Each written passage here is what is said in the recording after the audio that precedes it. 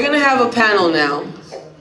One of the things that I mentioned yesterday is that, besides bringing you investment ideas, we want to encourage people that already have their own vision to follow that. Now, we're going to have a panel of people that you've already seen here.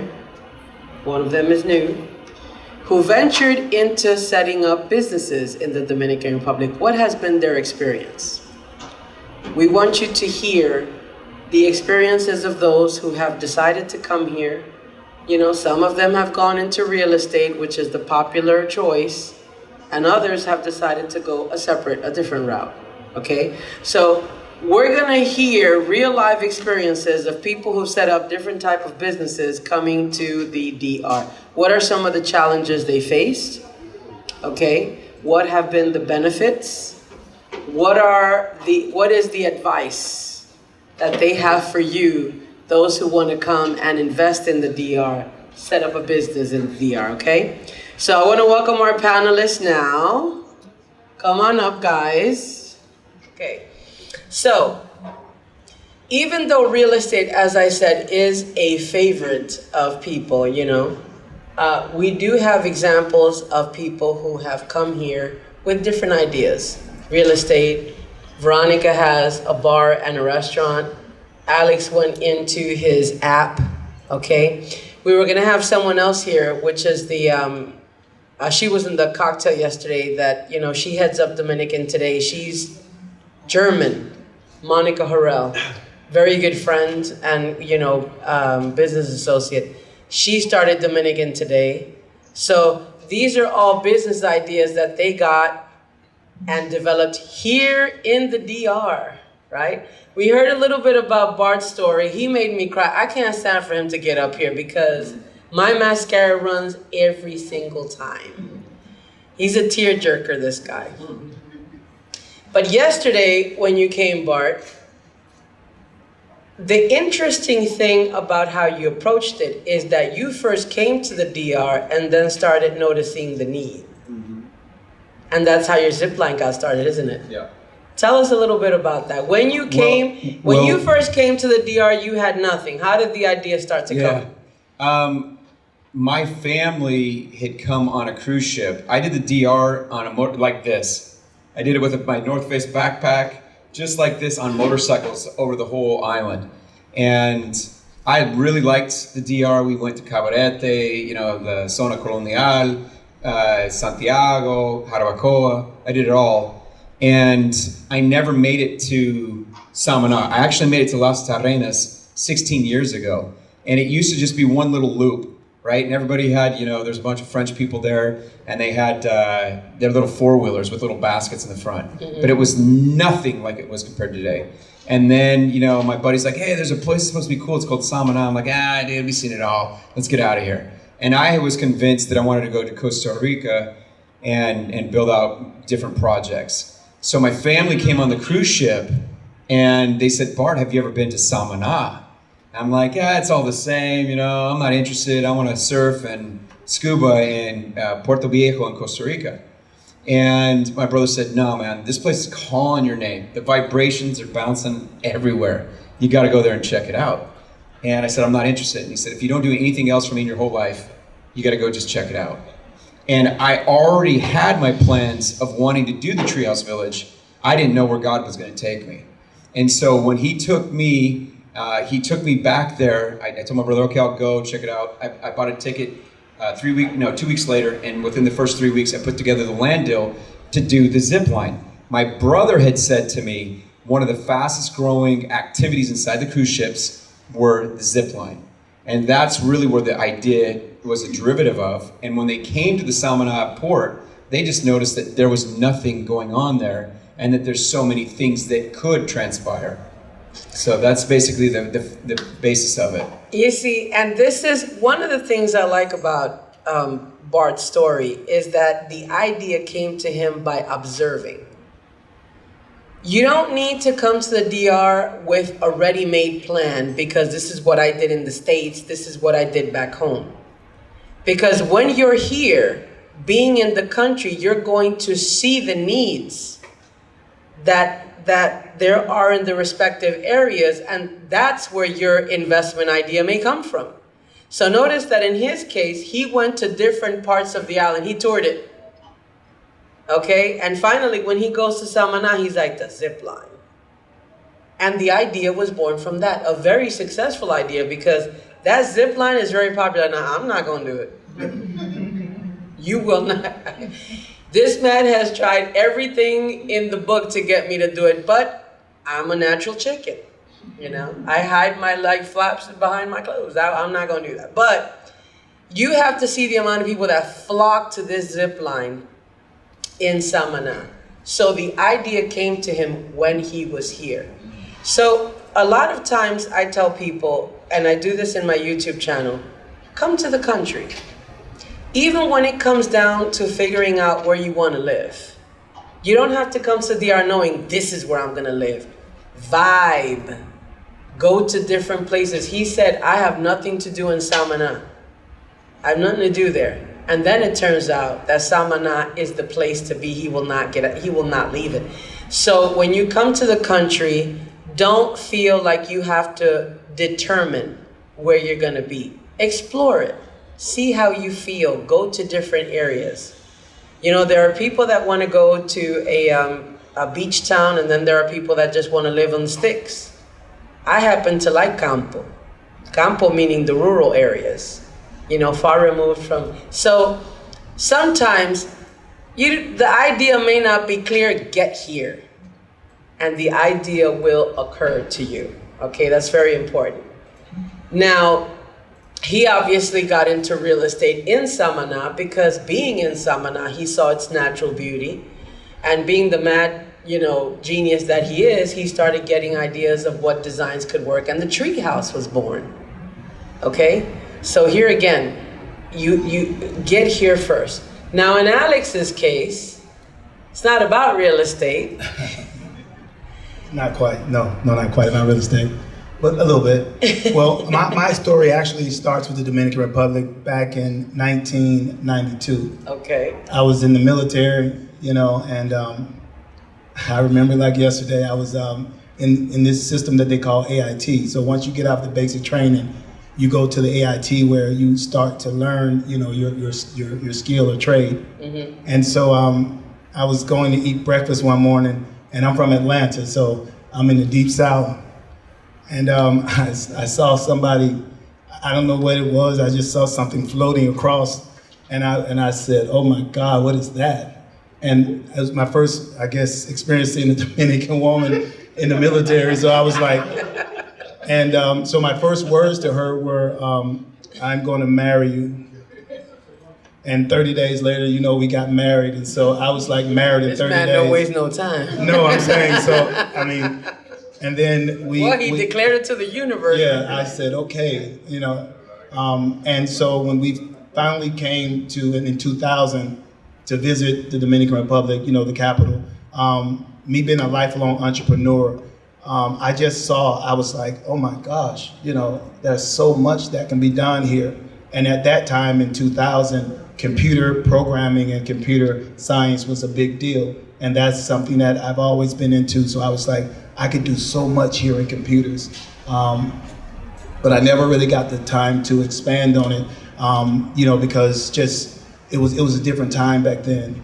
I came back to the Dominican Republic in 2015. And at that time I had started, that's when Uber and Lyft was starting to really be big in the States. And so with me being an entrepreneur, I said, you know, it would be crazy for me to get into this space and try to compete with them. I need to find a niche market.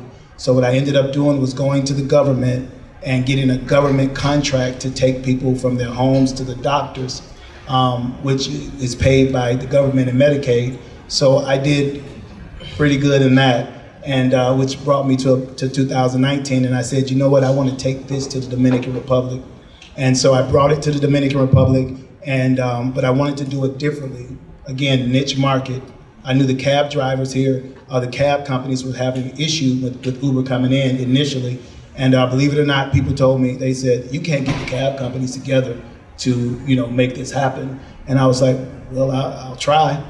And to make a long story short, I got 5 of the top cab companies here to agree to work together to fight Uber and Lyft. So we started it, and the biggest issue was paying people. And this is when I got banned by Western Union and everybody, because we was trying to pay the drivers. And then COVID happened, and so then that kind of changed everything. And through COVID, the taxi companies, they were like, we don't want to do this, we want to do something else. And that's how I started getting into just the payments, because people were trying to send money back and forth. And that's what brought me to where I started Jubilee in 2021. See, and he said that we're getting gems from these folks. These are gems, because he just mentions another key point: niche market. So how do we find a niche? What makes what we're doing different? And it's interesting because that's the model that I follow.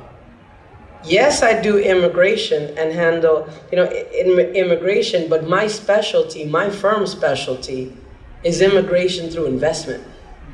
So within immigration, I have a specialty, a niche, you see. And so by having a niche, you make yourself marketable, you make your investment attractive. That's how it grows. So this is how Jubilee came about. So he came in here not just looking to replicate Uber. He came in here looking for something different. And then he stumbled upon an incredible niche, because those of us living in the DR from the US and looking to move money needed this. Because that's another thing. If you use World Remitly Zoom and you're doing it from the DR, it presents a problem. At some point they red flag you. So in comes Jubilee to save the day. So a niche, folks. And how do you do that? Come to the country, check it out, start looking. And now, Veronica. Yes, ma'am. So the Iron Maiden. Let me tell you something, she looks sweet. Got the worst attitude you ever saw. I am so nice. I don't understand how this woman, let me just tell you something right now.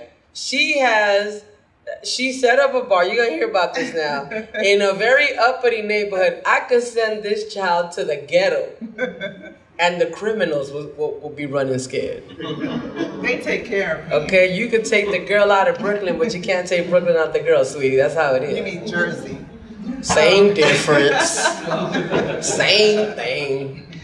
But anyway, tell us about your experience. So DR was a place that, I want to say 30 years ago, because of an immigration problem, I was supposed to come, but I didn't want to leave the US. I was a corporate girl, 30 years in procurement and operations, and it was COVID that actually made me jump ship. And I came during COVID and I traveled the island. I went from Punta Cana to Montecristi to Barahona, back to Santo Domingo. And one of the things that I figured out was the holy trinity of survival during COVID: real estate, food, and booze. So I was driving down a little street, and out of the corner of my eye, I saw a food truck. I picked that up.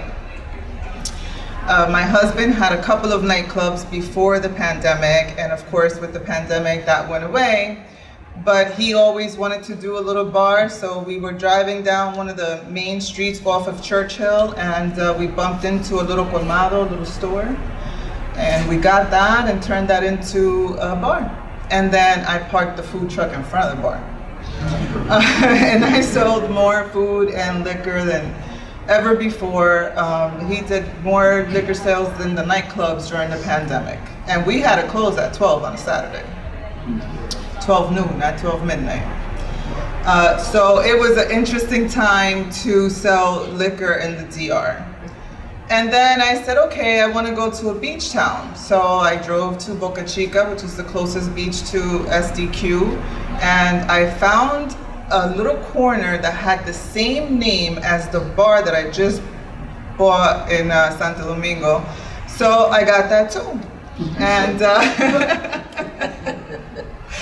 I ended up learning that even though the distance wasn't far, the transit and the traffic made it impossible for me to be going back and forth between the two. So I ended up selling Boca Chica and sticking to my bar and my food trucks. But then I also understood that Dominicans love to party. And they will have an impromptu party in the middle of any street, anywhere. And I started realizing that people were selling beer out of their trunks. So I said, okay, I need to get some mobile trucks out there so I can pop up and party with them and sell them some cold beer, you know, in the meantime. So I started to just familiarize myself with the culture.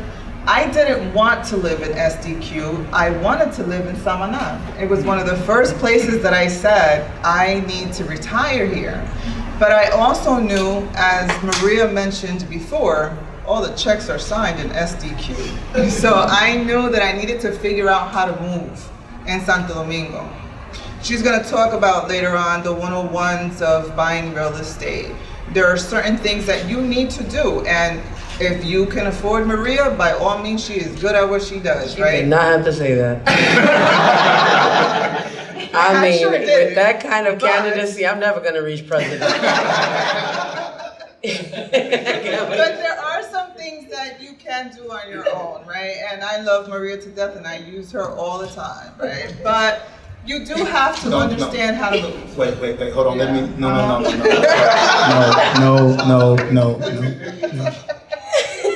I didn't use Maria when I first started, and it caused me a lot of problems and troubles, and I lost a lot of money. I lost a lot of money because people saw me and they saw a dollar sign, because they knew that I didn't know the language and I didn't know what the heck was going on. So you have to have somebody that you can communicate with 100%, that can communicate what you want 100%, because I was in meetings and I would say one thing, and like I would say, hey, I want 3 oranges on top of that, and then when it got translated, somebody said I wanted some grapes and a butterfly, and that's just not it. And so people are looking at me like, and so no, you have to, but see, you speak the language, and so that's a different. That's a big But difference. if you are not fluent, you 100% better have somebody that's not only fluent, but understands how you think. It's a different culture, it's a different mentality. The way that I think, I can see today, I can see tomorrow, and I can see where I want to go to now. And some people in the country, they can see right now. So you have to understand that when you're doing business with people, it's right now, today. I've had people say things to me on Monday, and I was sure that we wouldn't never have a discussion again, and then they would call me on Tuesday. Hola, ¿cómo estás? You got to be kidding. Because Monday was Monday, but for Tuesday is a different day. So, you know, so you have to know this culture. So yes, you have the language. I'm sorry to jump in, but that's the idea. You just stole my next line. Okay, I'm sorry. Now, excuse me, let me clarify something for you right now about Veronica. You know, Okay, we're friends. She don't get charged for stuff. I don't know what she's talking about. That is in any false. case, what I was going to say is, you need to learn how to move, but you also need to learn the language. Yes, ma'am. And you need to have resources like Maria that can go to bat for you, because what he just said about people just seeing the right now, that is the Dominican way. They don't understand that you're going to have a plethora of opportunities with me if you work with me. But if you're going to try to price gouge me, then I will never speak to you again. And you just missed out on an opportunity to have a lifetime partnership, right? So for me, it was about immersing myself into SDQ, understanding the culture, learning that Holy Trinity, and figuring out how to move forward with that while paying it forward. So part of my vision is taking what I know, utilizing the Holy Trinity, and giving people the opportunity to do something more for themselves. Because there's a lot of things about DR that are amazing, but then there are a lot of parts about DR that are not, right? And it's important that we want to give you a realistic picture. We're going to get into that right now. Some of the challenges you faced. In my case, see, and what I like about Veronica's story, investment is about making money. And making money is not always about preference. So the woman sat here and said, what moves the DR? And she said this, that, and the other. So she went for the booze. Because I got to tell you, that's not even DR, that's everybody. Everywhere you go in the world, booze got a market. I'm sorry, but I never seen people drink more on a Sunday and a Monday than MDR. Don't be looking at me now. Don't look. You saw her look at me from the corner of her eye. You might look somewhere else. But the thing is, business is about two things that you could take away from what she just said. She said, know the culture. If you want to invest and do well in this country, that is key. Not just like what Bart did and what Alexander did, just, get to know the country. Know the people. Know the culture. Because you're here. And even though you might want to attract business from expats, guess who outnumber the expats? Dominicans. So you get to know Dominicans. She got to know the culture. Man, these people could drink. I'm doing a bar. And while they're drinking, they get hungry. I'm doing a food truck. And I gotta say, the smart thing about this is that these are not investments that require a lot of money. They really don't, do they? And yet the returns are quite healthy. So that was very smart on her part, because with a low investment, she got a high return. In a market that will always do well in the Dominican Republic. So here again, know the culture. Get to know how they think. Get to know what they like. Food and drink, always on the top of the list. Now in my particular case, people don't really think about it this way, because I encourage, I educate people about investments, but my firm is an investment. It didn't start out that way. I was here working for a U.S. law firm remotely, and I would, go back and forth, and I would work from here. Time goes by, see, because that's the thing. Once you're in a country, you start to realize the needs. It comes to you. It's second nature. You start to observe what the needs are. And you see the opportunity, that is created by the needs that you satisfy. So I started, first of all, my own immigration process was a nightmare. That was just such a mess. And I walked up and he was like, please. Talking about, I'm an attorney, I don't need nobody. Yes, but I was not an attorney here.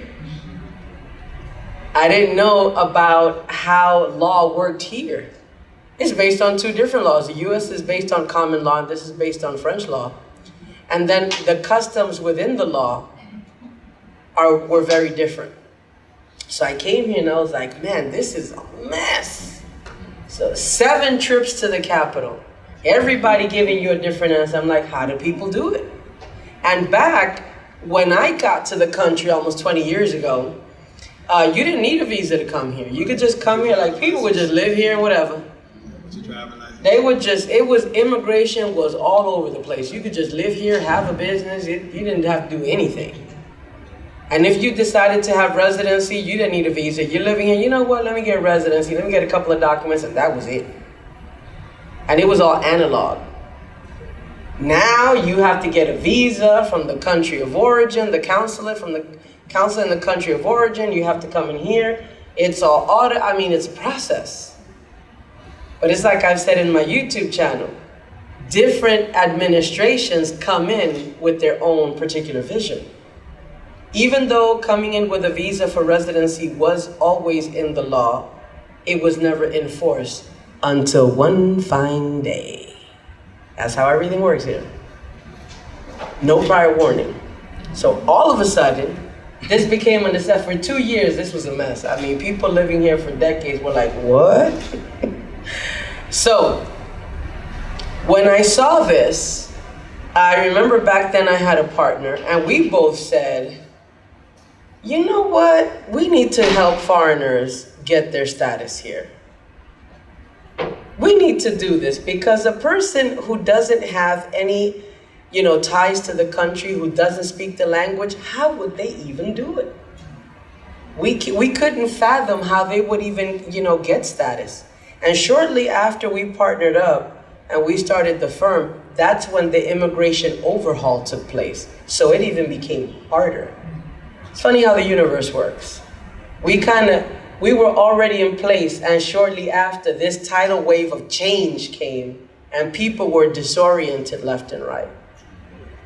So we started the firm to help out foreigners, to become a support for the expat community.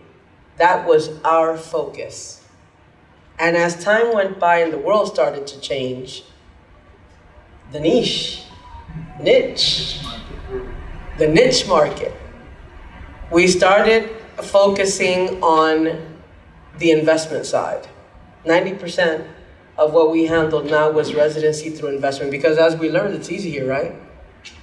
If you fall into certain categories, even if you haven't invested in the country, you can qualify. So how did this firm start? In a room in my house, okay? I kind of like fashioned an office, I prepared an office. That's where I started. About 13 years ago. And everything after that is history. It's history. It just started to grow. In time you got staff, you moved to an office. It's just so what is the point behind this particular experience? You don't have to come in big, folks. You don't have to come in big for it to grow big. You come in with a vision. You come in with the determination. You observe. You learn. Now, starting a business in the DR is not easy. Let's talk a little bit about the challenges, okay? Because sometimes people come in, this is what I'm gonna do, and it's gonna be great. But they don't realize that there are challenges that you have to overcome. And so they become discouraged when they start to face them. Especially if you're a foreigner that doesn't know anything about the DR. You don't know anything about the culture, you don't know about how it works. So you come in, you start putting money into a business without taking the time to learn, without getting your footing. And then when you come across obstacles, people get discouraged. What did you face when you started business?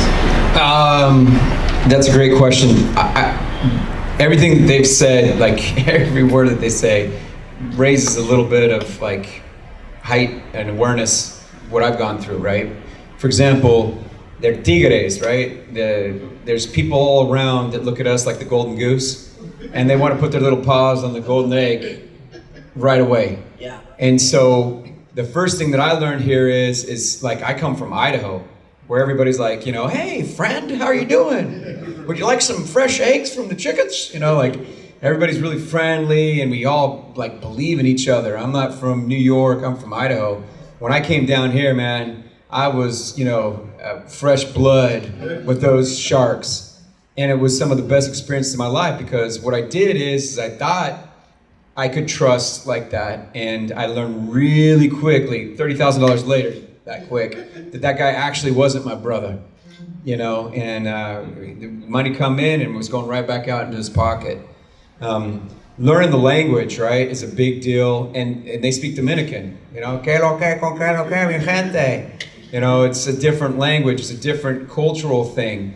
The way that they talk, the way that they act. And I think that's a huge deal. Being able to communicate and being transparent with people is imperative.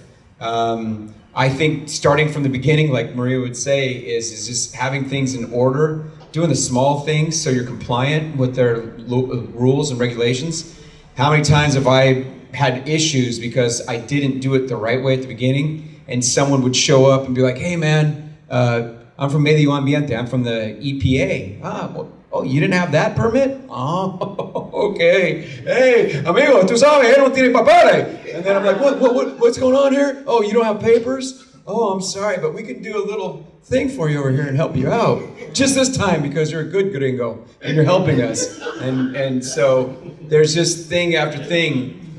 And by being compliant, doing all this stuff, I think that it does make a big difference. And I think everything in life is about hacking, right? So if she's the best, then I'm gonna go to the best and make it so it's easier, right? Like, why invent the freaking wheel when it was invented like 500,000 years ago, right? Like, they already got it figured out. We don't need to do that. You do what you do best. Put your energy in what you do best. So when we're talking about business out here, I can tell you guys, I built $1 billion business plan on a piece of paper. I wrote it out, gives me goosebumps, and I just started writing out all the different tentacles and arms off of this octopus that I could create $1 billion here. And you can be like, oh, that's bullshit, Bart. You can't do that. I'm telling you right now. There's so much opportunity here. There's so many raw materials here, right? Like, think of it, there's $1 billion industry just with coconut husks, okay? Coconut husks. Well, who cares about coconut husks? Well, it's one of the main sources of gardening in the United States. Those coconut fibers hold moisture. And I'm sorry if is this boring? No. Okay.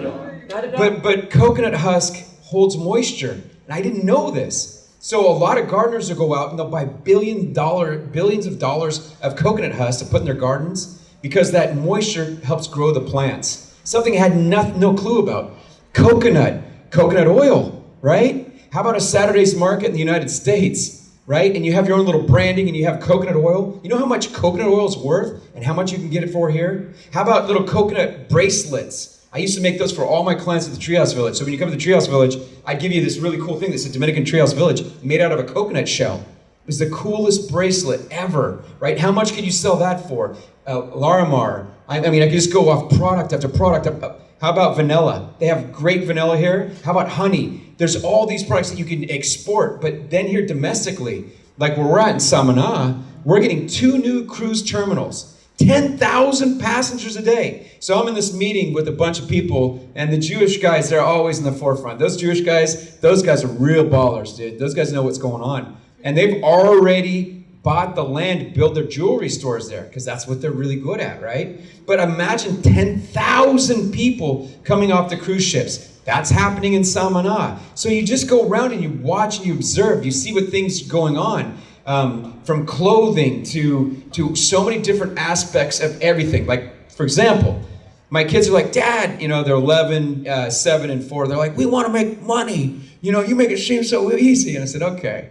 What we'll do is we'll buy jump houses and a barbecue, like, one of those barbecues, and we'll get a sound system. So we're probably talking $2,000 or $3,000. That's it.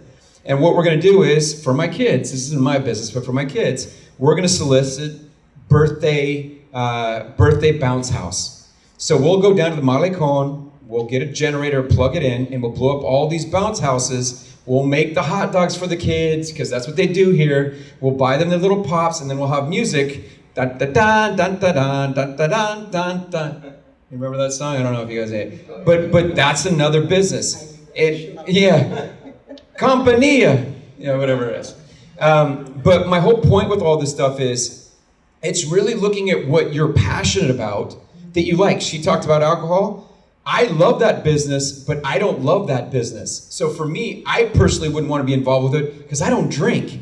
But other people, they want to get sloppy, they want to do that stuff, and they see the value in where they can give it to people. He saw the value on the transactional side of things. Anything and anyone that comes down here, you're going to have that aha moment that's like, wow. For you, you had your niche. She saw it where it was, okay, I'm an attorney. Oh, I see this. So for me, I'm going to have hundreds, if not thousands of people that are going to come through. And because of our relationship, how many people do you think I'm going to pull and push right to her?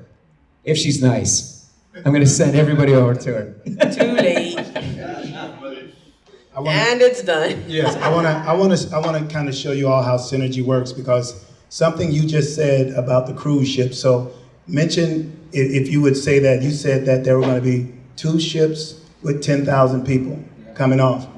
So I saw that same vision, and I said, when all 10,000 of those people come off the cruise ship, they don't need to bring their credit cards because they can lose them, things can happen. So what I said was, I need to connect with all of the with all the merchants and the cruise lines, so that when they left the ship, everybody would have the app.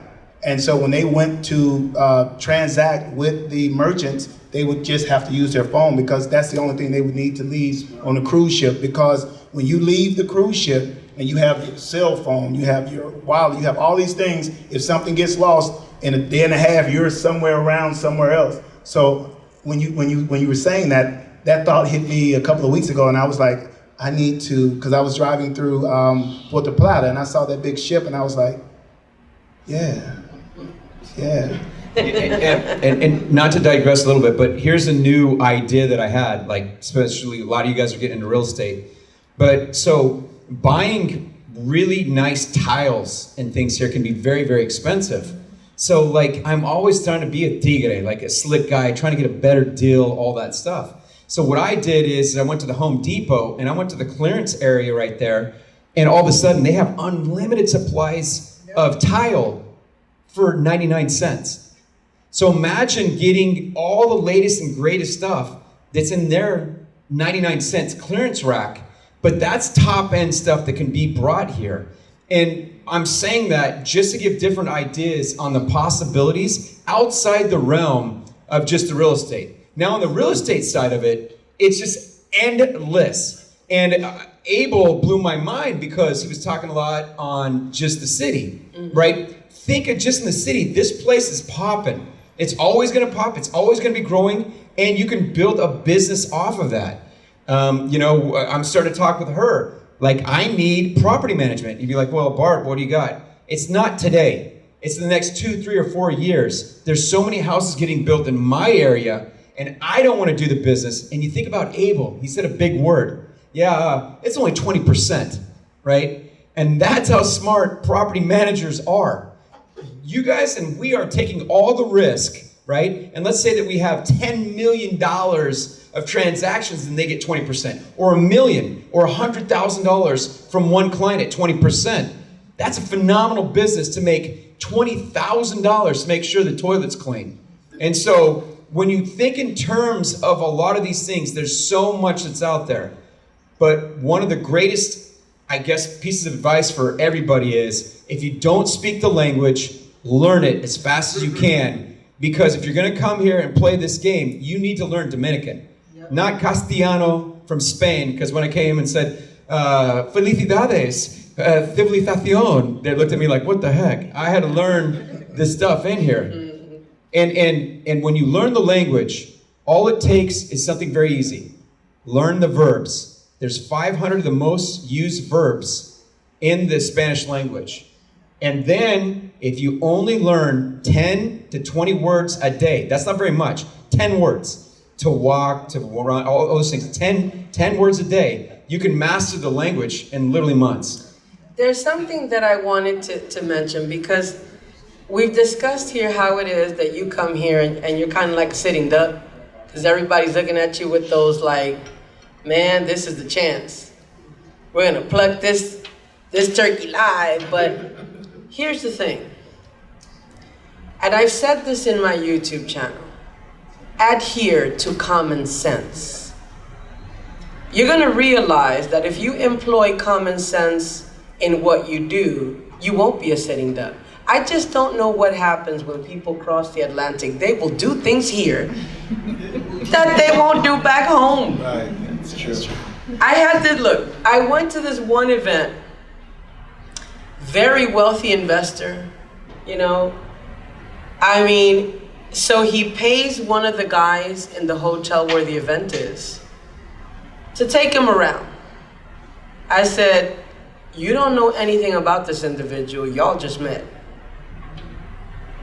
The next thing I know, he's sending me photos of him in the guy's house having dinner. What is a person of that kind of resources doing with a stranger in his house? Would you do that in the States? You wouldn't, would you? Maybe. I'm kidding. I know you're not. That's different. She got an attitude, so she could go in a stranger's car, and I feel sorry for the stranger. I tell the serial killer, get the hell out before it's too late. But anyway. That's not nice. So what I'm saying is, common sense. There are things that you would never do. Signing a contract in Spanish when you don't speak the language without an English translation. Yep. You understand? Purchasing a property that you have not vetted. Okay? Like Bart says, some guy says, I'm going to do you a favor. No. I don't know who you are. How do I know you're not going to take my money and run? That's what anybody else would do. So you're going to find that if you use your common sense, which you've acquired from experience, folks, most of you own businesses back home. And there are things you just would not do because experience will not allow. Same applies here. Even more so, you have to be even more cautious because you're in a foreign country, you don't speak the language, you don't know how things are. But you see Bart, how he came? He said he came from Idaho, a country bumpkin, right? I wish you saw him now. People in Samaná are afraid of him. They call him the tigre. How did that happen? Because the longer you are in a place, the more you get to know it. You immerse yourself into the culture. You begin to learn to navigate. And that's something that takes time. So don't step off the plane thinking, please, this is DR. I know what I'm doing. And not only use common sense, but we live in a world of information. So try to at least understand what the market is for certain things and gauge it off of that. Because if somebody's going to ask you for $100 to go to the airport and you only got to go 4 miles, really? Yeah. You know? So use information. Look up what a gallon of milk costs, what a gallon of gas costs. Just your typical things, and that way you understand. A lot of people don't think to do that. So use common sense and the information that's out there to help you navigate. And don't go to strangers' houses for dinner. Well, folks, this is the time that we have. I want to thank my panelists for your invaluable input into this presentation. Nothing like, and listen, do on your own what we did in this conference. Speak to people of experience that have already been through the process of setting up a business. You know, talk to them, get advice, find out what challenges they've gone through, you know, and that's gonna help you when, you know, get to the DR, boots on the ground, you know? So thank you guys for sharing this time with us. Thank you. And I wish you luck in all of your endeavors. May your businesses continue to grow and succeed.